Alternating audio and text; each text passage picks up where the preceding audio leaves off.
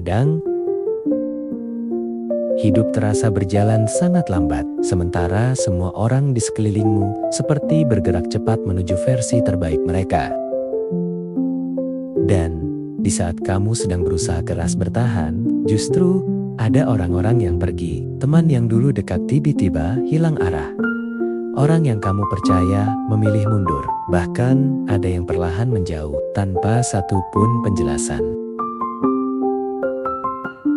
Awalnya kamu bingung, lalu kecewa, lalu bertanya dalam hati, kurang apa aku? Apa aku tidak cukup baik? Tapi pelan-pelan kamu mulai menyadari sesuatu yang penting. Tidak semua orang ditakdirkan untuk menemani kamu sampai garis akhir. Ada yang hanya datang untuk mengajarkan pelajaran, lalu memang harus pergi. Ada yang tugasnya hanya menunjukkan jalan, bukan ikut berjalan bersama.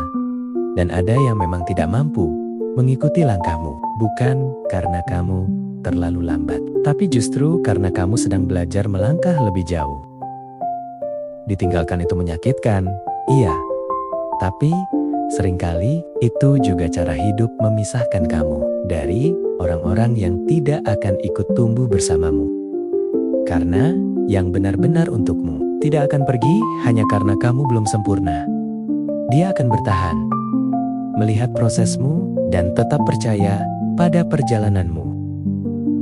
Jadi kalau hari ini kamu merasa sendiri, ingat satu hal, kesendirianmu bukan tanda kamu gagal, tapi tanda kamu sedang disiapkan jadi lebih kuat. Teruslah melangkah, meski tidak ada yang melihat perkembanganmu, teruslah belajar. Meski tidak ada yang menyemangati, teruslah memperbaiki diri, meski tidak ada yang memuji. Karena pada akhirnya, ketika kamu sudah tumbuh lebih tinggi, ketika kualitasmu makin terlihat, ketika hidupmu berubah jauh lebih baik, orang-orang yang dulu meninggalkanmu itu akan menyadari sesuatu. Kamu bukan orang yang mudah digantikan. Dan pada hari itu, kamu akan tersenyum pelan dan berkata dalam hati, terima kasih, karena kalian pernah pergi. Karena itulah, aku bisa menemukan diriku yang baru.